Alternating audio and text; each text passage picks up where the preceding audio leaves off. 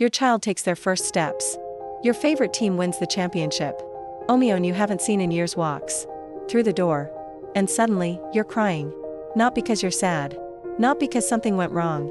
But because something went so completely, overwhelmingly right that your eyes started producing tears anyway.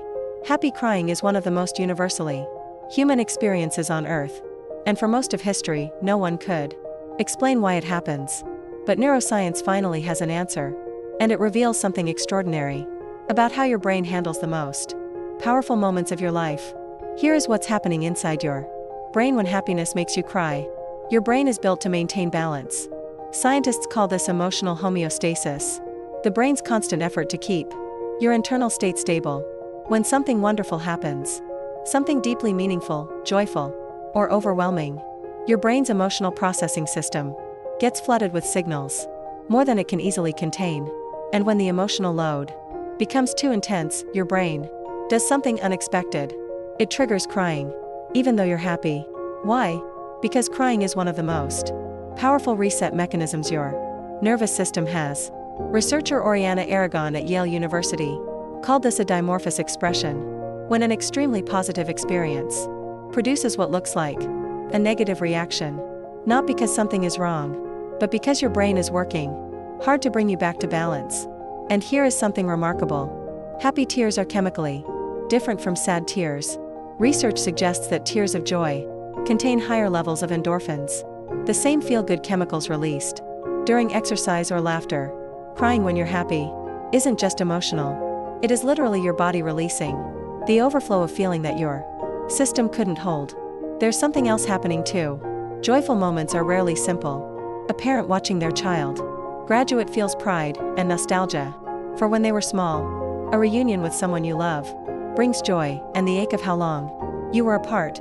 A wedding brings happiness and the awareness that life is moving forward in ways that can't be undone. Psychologists call this a dual veloce response, an emotional state that holds both positive and negative feelings at the same time.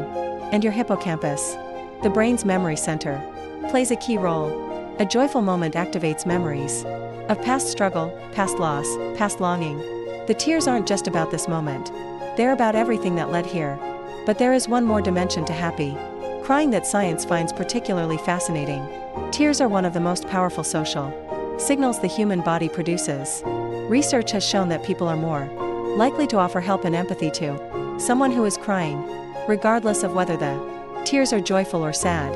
When you cry tears of joy in front of someone, you are doing something deeply human. You are showing them that this moment matters, that you are not performing happiness, that what you feel is real.